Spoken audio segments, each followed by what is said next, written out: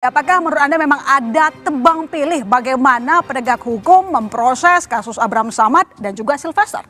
Ya, kalau menurut saya memang ini belum apple to apple kalau untuk dibandingkan. Karena dalam kasus Sylvester ini sudah mempunyai putusan yang berkekuatan hukum tetap. Tapi dalam proses kasusnya Abraham Samad ini kan sekarang statusnya masih penyidikan. Ya. Sehingga emang ini dua proses yang berbeda.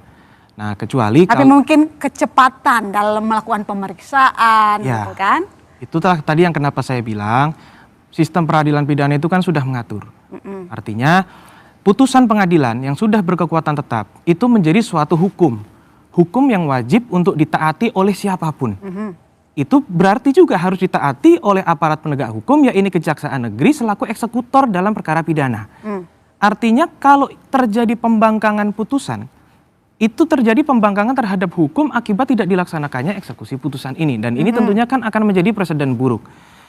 Bisa saja ketika kebanyakan orang berpikir ini tebang pilih terjadi ketidakadilan, ya karena memang yang nampak seperti itu. 6 tahun itu bukan waktu yang sebentar. Tentunya dari 2019. Itulah kenapa makanya ini ingin kami uji. Ya, sebagai bentuk perhatian kami agar jangan sampai terjadi dua hal. Pembangkangan hukum tentunya menjadi presiden yang buruk, dan menurut kami juga ada sebuah pembangkangan perintah yang mana Kejaksaan Agung berdasarkan keterangan dari Kapus Penkumnya telah menyatakan bahwa kasus Sylvester Matutina ini yang bersangkutan memang harus dieksekusi. Akan tetapi ada apa dengan Kejaksaan Negeri Jakarta Selatan? Kalau bukan perintah Kejaksaan Agung yang ditaati, lalu perintah siapa? Kan itu pertanyaannya. Saya tanya ke temannya Sylvester. Mas Ade, jadi ada pembangkangan hukum, kata jadi gini, Mas Marcel. Semua pengacara di Republik ini, apalagi yang sudah malang melintang di dunia advokat itu memahami juga. Kita beracuan pada satu KUHP, ya, pasal 84 dalam 85. Bahwa kemudian kalau kita berbicara tentang daluarsa, ya, daluarsanya satu tindak pidana, itu tidak hanya pada putusan pengadilan, tapi mulai dari penuntutan, itu ada daluarsanya, kemudian dari penangkapan juga ada. Diatur juga 84, 85. Sylvester sudah kadaluarsa menurut Anda? Ya pastinya kadaluarsa gitu loh. Terus kita beracuan pada 84 dan 85 gitu loh. Bahwa kalau hitungannya itu jelas, kalau dia 1,5 tahun putusannya, terus tidak dilakukan eksekusi, ya karena COVID mungkin lewat, akhirnya 3 tahun lewat, nah itu udah pasti daluarsa gitu. Mas Marcel sudah kadaluarsa. 1 tahun 6 bulan berarti kali 2 ya, 3 tahun. Iya benar, gimana? Menurut saya sebelum masuk mengenai daluarsa atau belum proses pemidanaan, seharusnya pertanyaannya adalah sebelum, andaikan semua yang ada di studio ini sepakat saat ini proses pemidanaan itu sudah daluarsa, maka pertanyaan saya, sebelum daluarsa masa pemidanaannya ini Kejaksaan Negeri apa saja kerjanya? Anggaplah kita sepakat hari ini sudah daluarsa. Sebelum terjadinya daluarsa kan kejaksaan bisa bekerja. Nah, tentunya hal itu yang menjadi concern pertanyaan kita. Nah, kemudian terkait dengan daluarsa, menurut saya pribadi, pendapat saya dalam putusan nomor 287, putusan kasasi itu dijelaskan bahwa dakwaan terhadap Bung Sylvester ini adalah pasal 311 ayat 1 KUHP. Di mana ancaman hukumannya adalah 4 tahun penjara.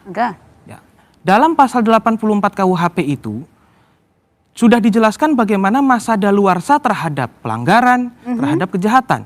Nah, 311 ayat 1 ini merupakan bentuk kejahatan, bukan pelanggaran. Di mana untuk menentukan masa daluarsanya kembali ke pasal 78 KUHP. Daluarsa masa penuntutan yang itu artinya 12 tahun ditambah sepertiga yaitu 16 tahun. Jadi menurut saya, perhitungan saya, ini kasus belum daluarsa. Andaikan pun sekarang kita sepakat daluarsa, ya sebelum daluarsa apa saja kerjanya kejaksaan. Jadi menurut Anda ada unsur kesengajaan atau mungkin Anda merasa ada menduga ada backingan di sana, ada daluarsa? Itulah kenapa, makanya kenapa kami sedikit, Mbak. Sebentar Bang Ade. Daluarsa. Ya, itulah kenapa kami gugat melalui lembaga pra-peradilan. Karena tentunya masyarakat ini Itu bagus tuh. ingin tahu dong, apa jawabannya dari Kejaksaan Negeri selaku eksekutor. Ada apa kok kejaksaan sampai hari ini belum melakukan itu. Iya. Silahkan dijawab gugatan kami. Iya. Kalau menurut Anda kenapa kira-kira? Ya, mari kita lihat nanti.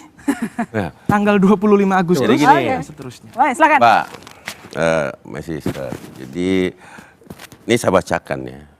Itu pasal 84 ayat 2.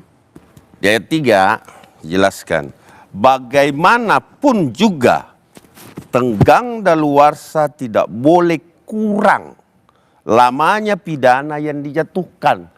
Tok, 1 tahun 6 bulan. Oke? Ditambah 1/3.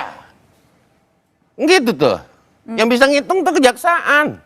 Sama hakim. Gue juga nggak bisa ngitung. Cuman nalar berpikir saya ketika membaca poin 2 dan 3 seperti itu gitu loh. Tidak boleh lamanya itu melebihi atau kurang dari pemidanaan. Artinya 1 tahun 6 bulan nggak boleh, 2 tahun setengah nggak boleh, kurang kan? Berarti lamanya pemidanaan harus sama. Jadi kalau dia 1 tahun setengah berarti 3 tahun. Ini sudah 6 tahun bos.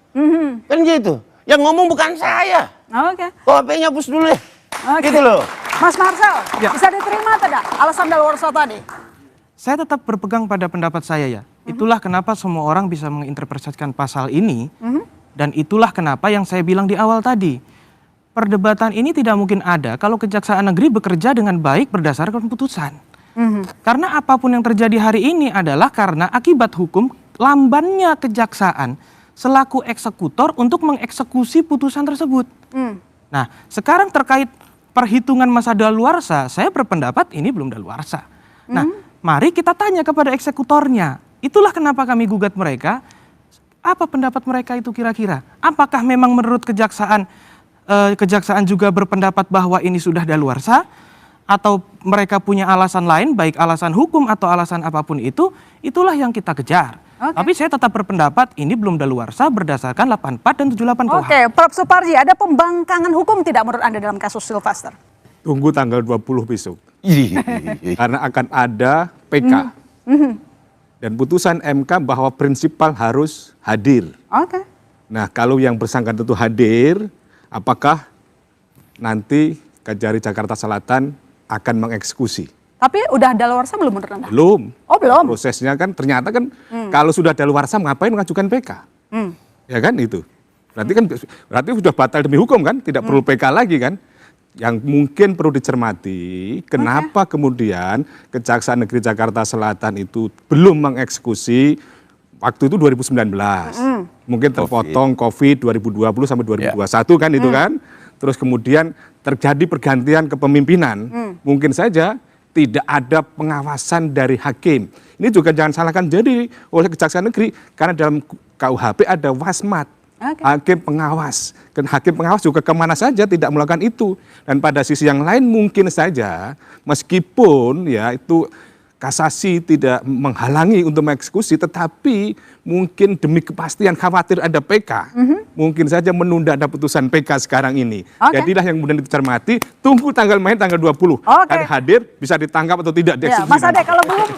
kalau PK Banget. berarti belum kadaluarsa dong. Jadi gini Mbak, sebagai seorang yang mengerti hukum, Bang Sylvester, karena ini dikorek-korek sama orang-orang yang tidak ada kepentingannya ya kan, nggak ngerti juga apa kepentingannya ya kan. Nah dikorek sebagai seorang yang mengerti hukum, maka dia sebagai orang yang mengerti hukum dia lakukan PK sendiri loh. Udahlah kita lihat deh biar ada putusan. Bahkan daluarsa pun itu membutuhkan putusan nantinya. Sehingga alasan-alasan PK mungkin saya tidak bisa menjelaskan di ruang publik. Apa sih alasan-alasannya spesifik yang harus kita sampai terjadi PK. Terus kemudian pertanyaannya seperti Prof katakan tadi. Bahwa putusan itu tidak menghalangi eksekusi. Betul, saya sepakat. Tetapi saya sepakat juga sama Prof tadi mengatakan bahwa PK bisa menunda eksekusi. Dengan apa? Permohonan yang jelas. Novumnya jelas. kemudian alat bukti barunya itu betul. Terus ada nggak sih kehilafan hakim dalam putusan ini? Itu loh. Alasan-alasannya spesifik yang tidak mungkin di ruang publik. Kita seorang advokat juga, kita memiliki rahasia loh untuk melakukan suatu upaya hukum terhadap klien kita. Diatur dalam undang-undang. Advokat jelas ada rahasia di dalam itu. Pasal 16. Oke. Kan itu. Jadi tidak mungkin juga marilah kita beretika juga dalam menjadi advokat. Tidak perlu juga kita umbar-umbar. Bahkan undang-undang advokat ini mau direvisi, itu juga tidak bisa ruang publik. KUHP dan lain-lain sebagainya. Itu ada. Nah jadi marilah kita hargai proses hukum, kemudian tidak menyalahkan institusi manapun juga. Ya tentunya mereka memiliki Oke, Anda merasa Mas Noel ini iya, ini kan sudah proses sudah melakukan pra peradilan. Ya kan kita lihat. Ya kan? Kita lihat gitu loh. Oke. Jadi gua. Oke. Gitu loh. Bukan Bang Noel. Bukan. Pra peradilan. Bukan yang ini. Sorry, jadi namanya mirip soalnya. Bang Noel, kawan kita. Ini yang jadi perhatian kita. Ada pembangkangan hukum dan tadi disampaikan oleh Bung Noel juga bahwa ini tampaknya ada yang disengaja. Marcel bukan Noel. Bang Marcel. Gimana aku bingung nih jawabnya. Gimana kira-kira? Apa tuh pertanyaannya apa? Ya, tadi kita tengah fokus terhadap kenapa misalnya Sylvester tidak dieksekusi. Sementara Roy CS tampaknya dikebut. Sehingga terjadi seperti adanya pembangkangan hukum. Kenapa Sylvester tidak menjalani masa hukumnya? Menurut Marcel tadi. Karena saya bukan Silver, jadi saya tidak tahu. Kedua, saya juga bukan. Tapi kan abang di pemerintahan, Bang. Di pemerintahan ini pemerintahan Prabowo, bukan pemerintahan Jokowi. Iya, tapi kan. Peristiwa itu ada di pemerintahan siapa? 2019 itu. 2019. Saya dipecat 2021. Yang melakukan mobilisasi pemecatan saya Silver. 4 kali kawan saya ini menggalang demo ke BUMN untuk saya dipecat. Tapi apakah saya hari ini ketika kawan saya mendapatkan peristiwa seperti ini saya harus tepuk tangan? Enggak. Saya hanya mendoakan semoga lebih berhati-hati. Semoga jangan punya hati yang tidak baik. Jangan karena orang kritis kemudian dianggap berkhianat.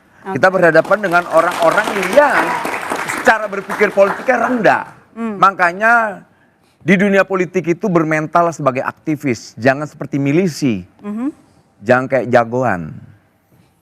Karena dalam dunia politik nggak dibutuh jagoan. Yang dibutuhkan pemikiran dan tulisan. Bang Noel. Jadi pendapat objektif Bang Noel, ada tidak yang namanya tebang pilih antara Abraham Samad dengan Nggak kasusnya ada. Sylvester? Saya sampai detik ini Objektif, belum Bang. melihat lah ya, belum melihat. Karena biar gimana pun kan kawan saya ini kan punya tanggung jawab. Dia tidak akan menghindar tuh Silver. Iya. Nggak akan lari dia. Dia kan nggak lari. Kemudian dia mau mengeksekusi, silakan aja mengeksekusi. Tuh. Tapi saya nggak ngeliat Silver itu akan lari. Kemudian dikait-kaitkan dengan Abraham Samad, saudara saya seperjuangan. Saya juga, Abraham Samad seorang petarung. Dia nggak akan mundur juga dari apa yang dia lakukan.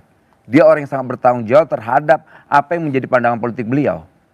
Jadi nggak ada yang, saya melihat dua-duanya orang yang punya tanggung jawab. Baik, nanti kita lanjutkan lagi saudara, tetap bersama kami di Dua Arah.